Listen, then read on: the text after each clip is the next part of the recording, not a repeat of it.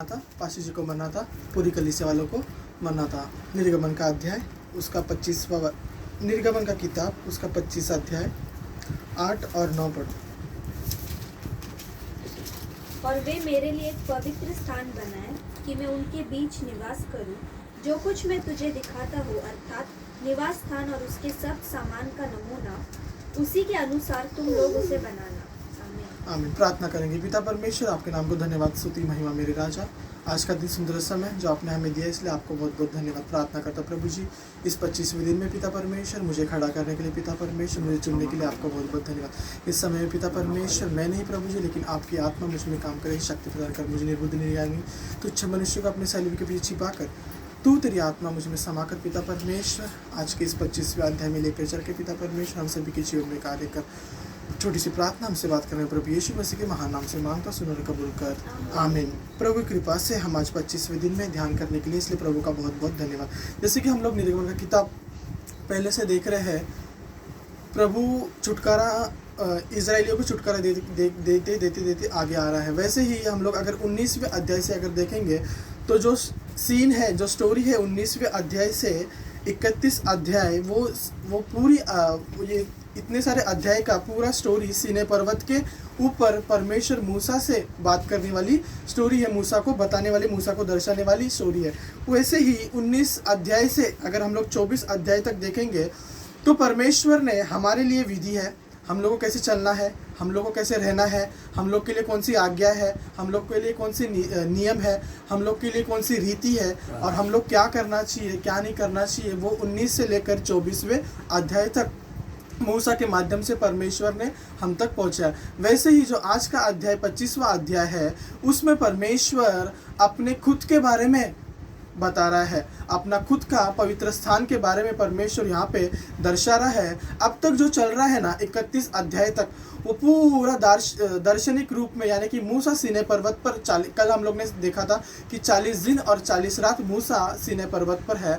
तो मूसा को हर एक दिन परमेश्वर एक एक करके चीज़ें बता रहा है। अभी जो समय आया है 25वें अध्याय का, वो परमेश्वर के मंदिर पवित्र स्थान के बारे में परमेश्वर यहाँ पर बोल रहा है। जैसे कि हम लोग इसके पहले से अगर हम लोग इसमें देखेंगे तो परमेश्वर कहता है मूसा को कि तू इजरायलियों को जाके बोलना कि वो अपने अपने इच्छा से भेंट लेकर आना। वो भेंट सोना, चांदी, फिर बहुत सारे प्रकार के चमड़े, बाले, सुइसों के खाले, बबूल की लकड़ी, पीतल, ऐसे बहुत सारा परमेश्वर ने क्या रखा है, चीज़ दिया है। यानी कि ये सब क्या है हमारा उन लोगों के लिए। परमेश्वर इस अध्याय के शुरुआत में ही एक लिस्ट दे रहा है, किसको, मूसा को, कि ये लिस्ट तू तेरे लोगों को दे और वो लोगों को अपने इच्छा से देने के लिए बोल करके, किसी को ज़बरदस्ती बिल्कुल भी नहीं है, लेकिन अपनी इच्छा से परमेश्वर क्या बोल रहा है, वो देने के लिए। और वो चीज़ कहाँ पर इस्तेमाल होने वाली है, परमेश्वर के पवित्र स्थान में इस्तेमाल होने वाली है। और वो परमेश्वर का पवित्र स्थान क्या है, परमेश्वर 8वें और 9वें वचन में लिखा है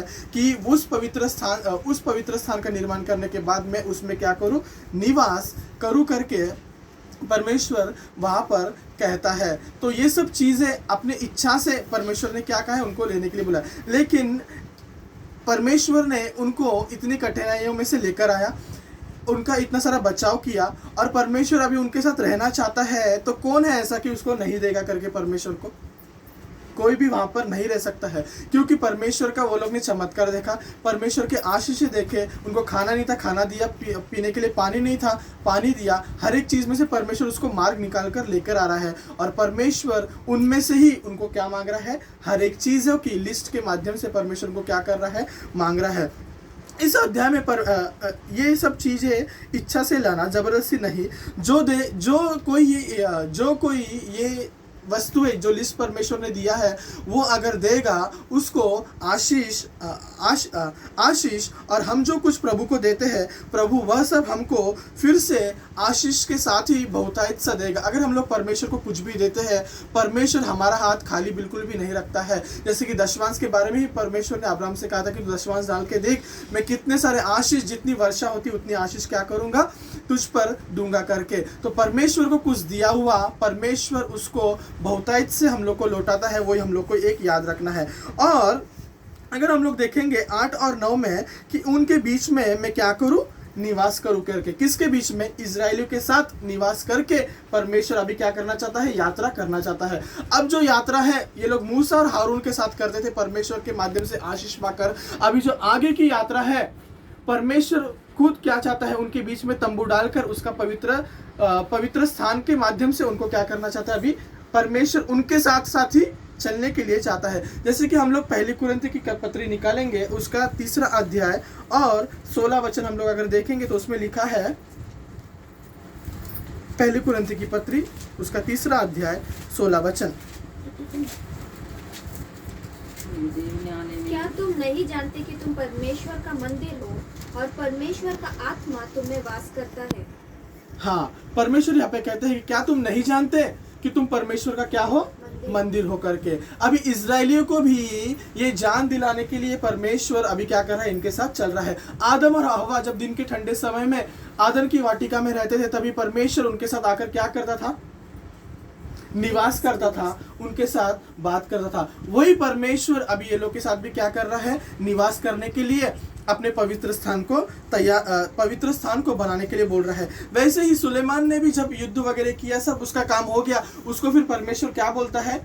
मंदिर बनाने के लिए और हमारे हृदय में मंदिर बनाने के लिए बोलता है। और उस मंदिर में आकर परमेश्वर क्या करता है? उस मंदिर के माध्यम से हमारे हृदय में निवास करना परमेश्वर अभी पसंद कर रहा है। इतने अध्याय तक तो परमेश्वर ने क्या किया? उनको विधियां बताया। लेकिन अब का जो समय है वो परमेश्वर का क्या समय है? हमारे साथ निवास करने का। हम लोग को सब विधि पता ही, अगर हम लोग वो विधि के ऊपर चलेंगे तो परमेश्वर हमारे साथ क्या करेगा?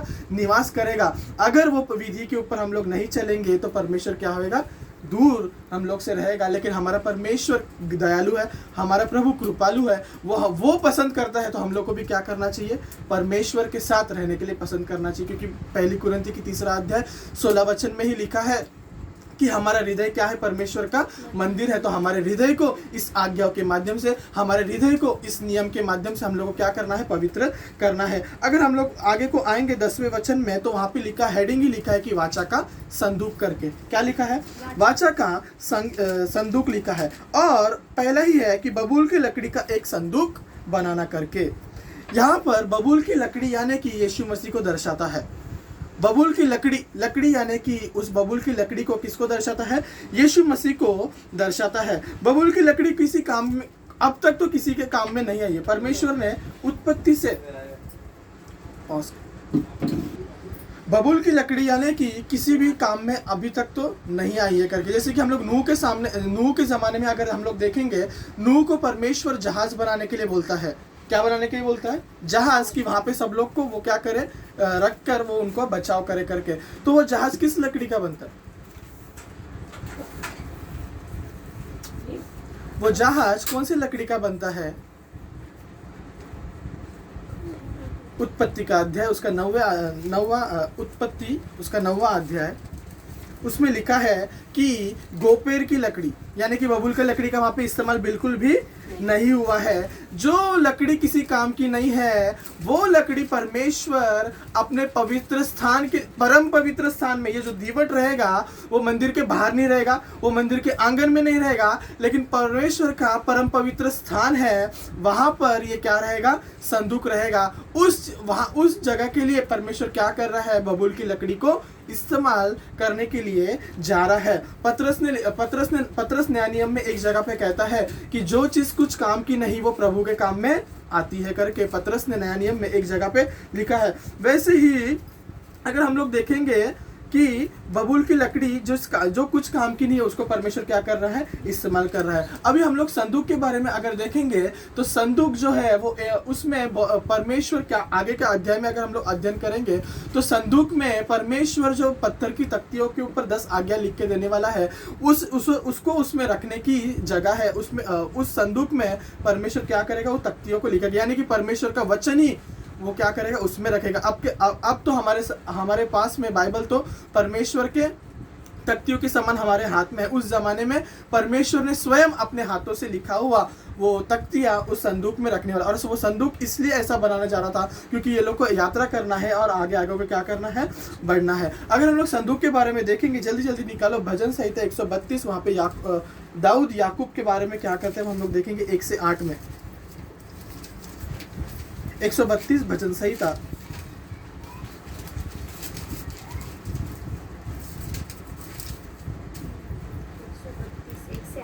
132:1-8। हे यहोवा, दाऊद के लिए उसकी सारी दुर्दशा को स्मरण कर। उसने यहोवा से शपथ खाई और याकूब के सर्वशक्तिमान की मन्नत मानी है। निश्चय है उस समय तक अपने घर में प्रवेश न करूंगा और न अपने पलंग पर चढ़ूंगा, न अपनी आंखों में नींद और न अपनी पलकों में झपकी आने दूंगा, जब तक मैं यहोवा के लिए एक स्थान अर्थात याकूब के सर्वशक्तिमान के लिए निवास स्थान न पाऊं। देखो, हमने एप्रात में इसकी चर्चा सुनी है, हमने इसको वन के खेतों में पाया है। आओ हम उसके निवास में प्रवेश करें, हम उसके चरणों की चौकी के आगे दंडवत करें। हे यहोवा, उठकर अपने विश्राम स्थान में अपनी सामर्थ्य के संदूक समेत आओ। हाँ, यहाँ पे क्या लिखा है? हे यहोवा, उठकर अपने विश्राम स्थान में अपनी सामर्थ्य के संदूक में आकर के। वो संदूक में ही परमेश्वर क्या करता है? उस आज्ञा के माध्यम से आना चाहता है। तो यहाँ पर याकूब के बारे में परमेश्वर कहता है कि याकूब ने ये मन्नत मांगी थी। वो बोलते हैं मुझे घर वगैरह नहीं चाहिए, मुझे सबसे पहले क्या करना है? परमेश्वर के मंदिर का निर्माण कार्य करना है और उसमें परमेश्वर का संदूक लाना है। और वो संदूक में क्या करना है? परमेश्वर को मुझे बुलाना है करके। तो संदूक ये छोटी मोटी चीज़ बिल्कुल भी नहीं है, लेकिन ये संदूक में स्वयं परमेश्वर तख्तियों में आज्ञा के माध्यम से परमेश्वर क्या करता है? उसमें रहता है। वैसे अगर हम लोग आगे को देखेंगे कि उसकी लंबाई, संदूक की लंबाई 2.5 हाथ और चौड़ाई और ऊंचाई 1.5 हाथ की हो और उसको चौकी सोने से भीतर और बाहर मड़वाना। यानी कि यहाँ पर क्या लिखा है? 3 चीज लिखा है, लंबाई, चौड़ाई और ऊंचाई। लंबाई बोला है कि 2.5 हाथ, चौड़ाई बोला है 1.5 और ऊंचाई भी बोला है 1.5 हाथ की होकर के। यहाँ पर अगर हम लोग ध्यान करेंगे, लंबाई प्रभु के प्रेम को दर्शाता है। जितना लंबा हम लोग जाएंगे उतना लंबा परमेश्वर क्या करेगा? उसके प्रेम के माध्यम से हमारे साथ रहेगा करके। चौड़ाई यानी कि प्रभु की कृपा। प्रभु की कृपा कभी भी कम नहीं होती है, लेकिन प्रभु की कृपा क्या होती है? चौड़ी ही होती है। वैसे ही ऊंचाई यानी कि कृतज्ञता। ऊंचे पर हम लोग को चढ़ना है तो परमेश्वर का क्या होना चाहिए? हम लोग को कृतज्ञता होना चाहिए। ये 3 चीज इसको दर्शाता है कि लंबाई प्रेम को दर्शाता है, चौड़ाई कृपा को दर्शाता है और ऊंचाई कृतज्ञता को दर्शाता है। और परमेश्वर आगे को कहता है कि उसको सोने से मड़वाना। किससे मड़वाना? सोने से मड़वाना। अगर हम लोग देखेंगे धातु में लोखंड अच्छा है, स्टील अच्छा है, एल्यूमिनियम अच्छा है, चांदी अच्छा है या सोना अच्छा है? क्या अच्छा? सबसे अच्छा सोना है। और इस श्रेष्ठ यानी कि धातु में सबसे श्रेष्ठ क्या है? सोना है। उस सोने को परमेश्वर क्या कर रहा है? इस्तेमाल कर रहा है। दाऊद कहता है कि तेरे वचन सोने चांदी से भी उत्तम और श्रेष्ठ है। सोना यानी कि सबसे महंगा चीज, सोना यानी कि बहुत महान चीज। और सोना इतना महंगा हो गया है कि अभी हम लोग उसको लेने के लिए भी बहुत बार सोचना पड़ेगा। और जो संदूक है उसको सोने चौके से मड़वाना। अब अभी यहाँ पर लिखा है कि 4 कड़ियाँ लगाना। संदूक को 4 कड़ी लगाना, चारों तरफ कड़ी लगाना। 4 कड़ी लगाना। 4 जो कड़ियाँ है, जो 4 कड़ी लगाने के लिए बोलते हैं, वो 4 कड़ी हमारे सुसमाचार भागों को दर्शाता है। किसको दर्शाता है? हमारे सुसमाचार को। कौन से सुसमाचार के भाग है? मत्ती, मार्कुस, लूका और यूहन्ना। ये 4 सुसमाचार को दर्शाता है। और दोनों तरफ के, यानी कि यहाँ पे भी एक, यहाँ पे, और वो दोनों तरफ के जो कड़ियाँ है, 4 कड़ियाँ है, उसमें एक तरफ 2 और एक तरफ 2। तो मतलब ये साइड और ये साइड जो है वो नया नियम और पुराना नियम को दर्शाता है। यानी कि वो संदूक पूरा परमेश्वर ही है। पूरे परमेश्वर की क्या है उस संदूक में? बाइबल ही है। उसको ये दर्शाता है। आगे हम लोग अगर देखेंगे तो प्रायश्चित के ढकने के लिए प्रायश्चित का ढकना बोला है और उसके ऊपर 2 करूब बोला है। क्या बोला है? प्रायश्चित का ढकना। यानी कि संदूक के ऊपर ढकना होना चाहिए और वो ढकने के ऊपर 2 करूब होने चाहिए। वो 2 करूब ऐसे होने चाहिए कि उसके मुख आमने सामने होने चाहिए और उसके पंख ऐसे ढके हुए होने चाहिए। क्या होना चाहिए? पंख उसके ढके और उसके मुंह आमने सामने होना चाहिए। मत्ती रचित सुसमाचार उसके 5वें अध्याय में अगर निकालेंगे नहीं हम लोग देखेंगे, उसमें लिखा है कि तू अगर प्रार्थना करे तो कहाँ पर जा, कोठरी में जा, कोठरी में जा, यानी कि बंद कर दे। बंद करने के बाद में तू और परमेश्वर, तेरा परमेश्वर, तू अपने परमेश्वर से क्या कर, प्रार्थना कर। तो वहां पे कौन है, सिर्फ मैं और मेरा परमेश्वर दोनों ही है, और दरवाजा बंद यानी ढकना है। क्या है, ढकना है। करूब कैसे ढकता है, वैसे ये दो करूब परमेश्वर और हमारे नजदीकों को दर्शाता है, और वो ढकना यानी कि परमेश्वर हम लोग से बात करना इस संदूक के बारे में, ऐसा हम लोग ये इसको ये दर्शाता है। सुलेमान ने भी जब मंदिर बनाया था, तभी वो मंदिर में बहुत सारे खंबे थे, और वो बहुत सारे खंबे के बाद में वो खिड़कियां भी थी। तो सुलेमान ने हर एक खंबे के ऊपर, हर एक खिड़की के ऊपर क्या किया था, करूब को बना के रखा था। यानी कि करूब हमारे प्रार्थना को क्या करता है, एग्जामाइन करता है, यानी कि परीक्षा करता है, हमारी प्रार्थना को सुनता है और परीक्षा करता है, और उसको संदूक में परमेश्वर से क्या करता है, जोड़ता है। अगर हम लोग यशायाह की किताब में देखेंगे तो करूब के बारे में वहाँ पे ये करूब के बारे में लिखा है, और वो लोग करूब यानी स्वर्गदूत ही, करूब यानी कि स्वर्गदूत ही, और वो स्वर्गदूत क्या कर रहे हैं, परमेश्वर की स्तुति ही वहां पर कर रहे हैं, क्योंकि यशायाह की किताब 6 अध्याय में लिखा है। और उत्पत्ति 3:24 में भी लिखा है कि 3:24 हम लोग निकालेंगे उत्पत्ति का।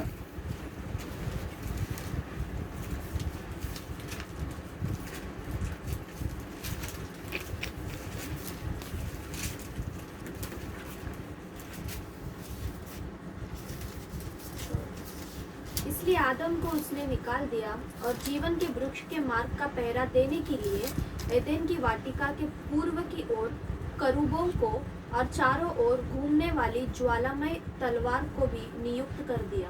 हाँ, यहाँ पर जो परमेश्वर करूब यानी कि एक, यहाँ पर हम लोग अगर देखेंगे तो प्रोटेक्शन है।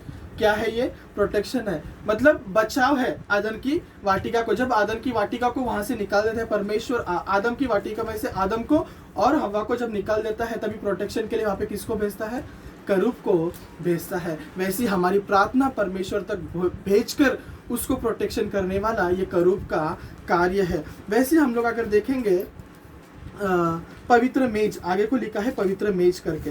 अब यहाँ पर बबूल की लकड़ी की पवित्र मेज बनाना करके परमेश्वर ने लिखा। मेज यानी कि क्या,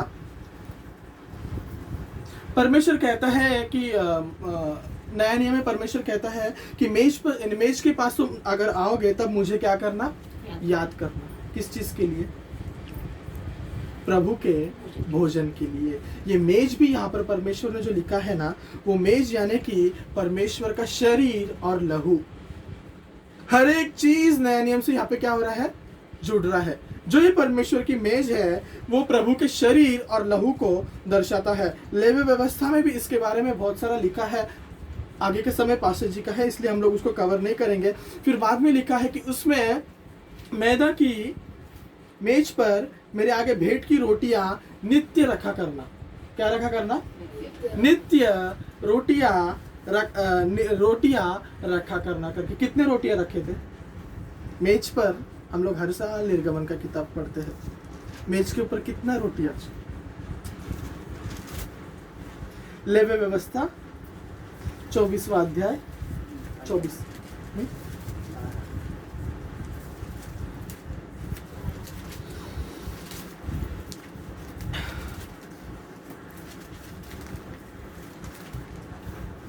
दूसरा वचन, लेवी व्यवस्था। इस्राएलियों को यह आज्ञा दे कि मेरे पास उजियाला देने के लिए कूट के निकाला हुआ जैतून का निर्मल तेल और आना की दीपक नित्य जलता रहे। 24वां अध्याय 5वां वचन। 5वां। हाँ। तू मैदा लेकर 12 रोटियां पकवाना, प्रत्येक रोटी में एपा का 2/10वां अंश मैदा हो। तब उसकी 2 पंक्तियां करके एक पंक्ति में 6 रोटियां। हाँ, एक पंक्ति में 6 रोटियां, मतलब 6 और 6 कितना हो गया, 12 रोटियां क्या करना, स्वच्छ मेज के पर यहोवा के सामने धरना। यहोवा के सामने रखना करके कहता है। मेज यानी कि परमेश्वर के सामने हमारी पाप क्षमा। हम लोग जब प्रभु भोजन के लिए आते हैं, सबसे पहले पास्टर जी जो आराधना में लेकर चलते हैं, कौन सी होती है? पाप क्षमा की आराधना होती है। परमेश्वर के सामने हम लोग वाचा बांधते हैं, परमेश्वर के सामने हम लोग बोलते हैं कि ये पाप हम लोग ने किया, माफ कर करके आगे से पाप नहीं करेंगे करके। दाऊद राजा एक बार यात्रा में था, तभी एक अभिषिक्त के पास गया, एक नबी के पास गया, जाके उनको पूछता है कि कुछ है क्या खाने के लिए करके। तो वो कहता है, तू अगर पवित्र रहेगा और तू अगर स्त्रियों से दूर रहेगा, यहोवा की उपस्थिति और यहोवा का डर मानेगा, तो यहोवा की उपस्थिति में रखी हुई रोटी क्या करूंगा, मैं तुझे दूंगा करके वो याजक, वो नबी उसको कहता है। तब फिर वो रोटी फिर दाऊद मानता है, और वो रोटी खाने के बाद में फिर दाऊद के गोत्र को याजक गोत्र फिर बाद में पैदा होता है। कौन सा गोत्र पैदा होता है? याजक गोत्र फिर उसके बाद में होता है। मतलब अंधकार में से बाहर निकालने वाली ये रोटियां है। हम लोग को रोटियां रखकर परमेश्वर के सामने प्रायश्चित करना है। हम लोग को ये 12 रोटियां यानी कि हम लोग को 12 सीढ़ी की प्रार्थना परमेश्वर के सामने घुटने टेक कर करना है। हम लोग को बापूजी ने कितने सीढ़ी की प्रार्थना दी है? 12। उसमें से 7 बहुत सारे लोग करते हैं, लेकिन 12 सीढ़ी यानी कि परमेश्वर की मेज के पास पहुंचने वाली सीढ़ियां है। उस 12 सीढ़ी में रहकर परमेश्वर से प्रार्थना करके प्रभु का भोजन हम लोग को मेज में से क्या करना है, लेना है। वैसे हम लोग देखेंगे, यहाँ पर लिखा है सोने की दीवट। क्या लिखा है? सोने की दीवट। एक तरफ 3, दूसरे तरफ 3, बीच में 1, ऐसे 7 दीवट लाइन से रहना। दीवट यानी कि उसमें प्रकाश होना चाहिए।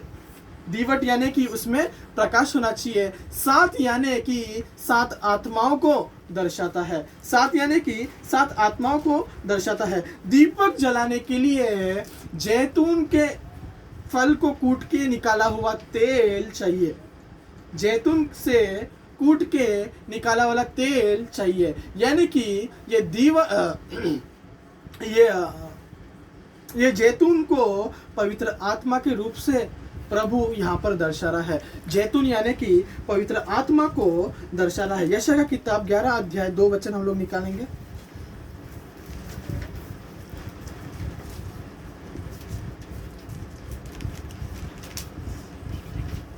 यहोवा का आत्मा बुद्धि और समझ का आत्मा, युक्ति और पराक्रम का आत्मा और ज्ञान और यहोवा के भय का आत्मा उस पर ठहरा रहेगा। उस दीपक के ऊपर कौन सा आत्मा ठहरा रहेगा? परमेश्वर यहोवा के भय का आत्मा ठहरे रहेगा, और उसका यहोवा का भय सुगंध सा भाएगा। हम यानी कि दीपक जो है, वो दीपक के सामने हम लोग को हर समय में क्या करना चाहिए? डर के उस दीपक को बुझने के लिए बिल्कुल भी नहीं देना चाहिए। उस उजाला को नित्य प्रकाश होने के लिए देना चाहिए। क्यों ऐसा होना चाहिए, वो प्रकाश होना चाहिए? क्योंकि कहता है प्रभु,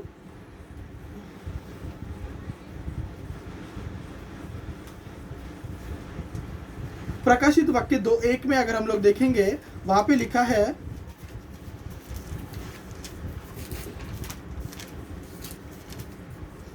जो 7 तारे अपने दाहिने हाथ में लिए हुए हैं और सोने की 7 दीवट के बीच में फिरता है, वह यह कहता है कि मैं तेरे काम और तेरे परिश्रम और तेरे धीरज को जानता हूँ, और यह भी कि तू बुरे लोगों को देख नहीं सकता, और जो अपने को प्रेरित करते हैं और है ही नहीं, उन्हें तूने परख कर झूठा पाया है करके। यानी कि परमेश्वर वो दीपक के पास क्या करता रहता है? फिरता रहता है।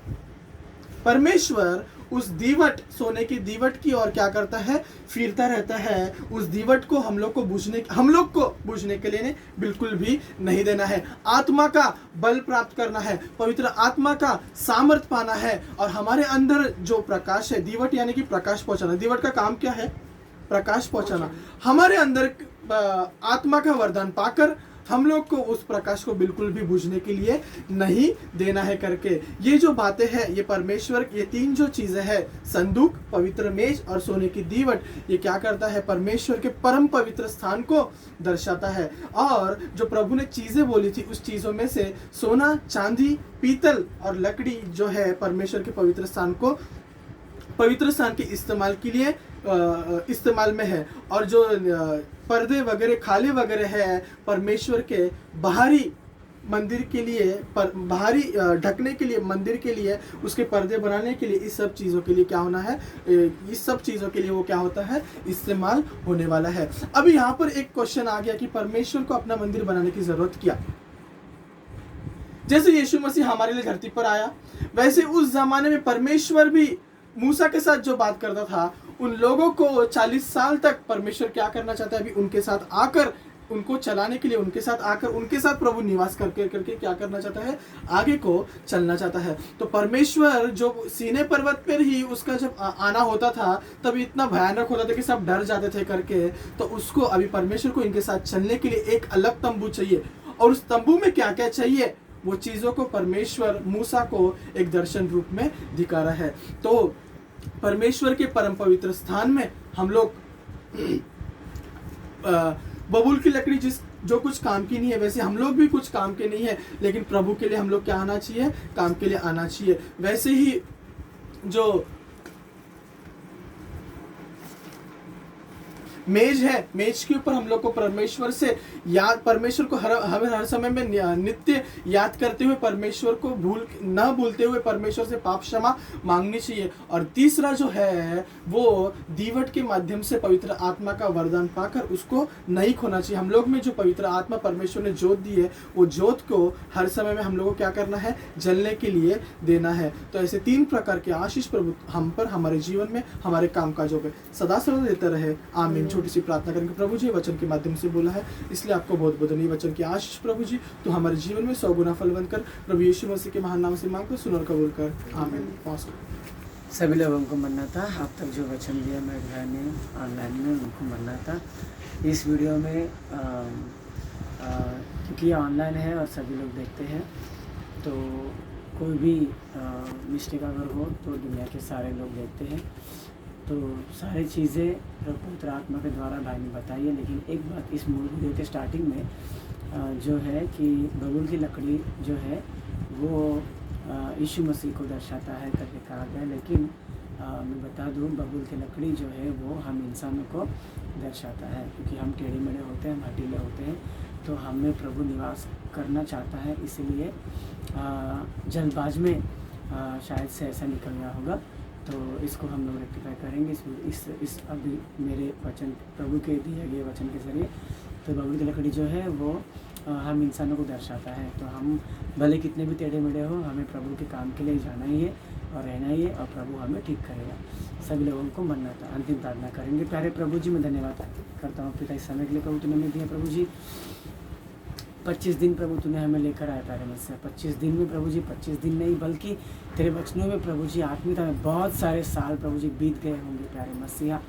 तो प्रभु जी 40 साल का मूसा हो गया, और प्रभु जी 40 साल बाद लोगों के बीच में हो गया। 80 साल के बाद प्रभु वो चलने को लग गया लोगों को लेकर। उसके बाद प्रभु जी इतने वक्त तक प्रभु जी इतना सारा वक्त प्रभु जी 25 दिन में तूने हमें बताया, इसके लिए हम शुक्रगुजार हैं प्यारे मसीहा। तो प्रभु जी प्रार्थना करता प्रभु यहाँ उपस्थित लोगों को, वीडियो देखने वालों को, तीनों कलीसिया वालों को, सभी लोगों को प्रभु तो आशीष कर प्यारे मसीहा। वैसे प्रार्थना करता प्रभु जी यूट्यूब में देखने वाले सभी को, सुनने वाले सभी को तो आशीर्वाद कर। इस वीडियो के जरिए प्रभु जी जो आशीष तू देना चाहता है वो सारे आशीष तू दे उनको, और जो भी प्रभु जी बीमार है उन सभी को प्रभु जी तो बीमारी का उपाय कर, इलाज कर और उन्हें चंगा कर प्यारे मसीहा। और तेरा निवास तू कहता है कि आज मुझे उन लोगों में निवास करना है प्रभु। निवास यानी हमेशा प्रभु तू रहना चाहता है उनके बीच में।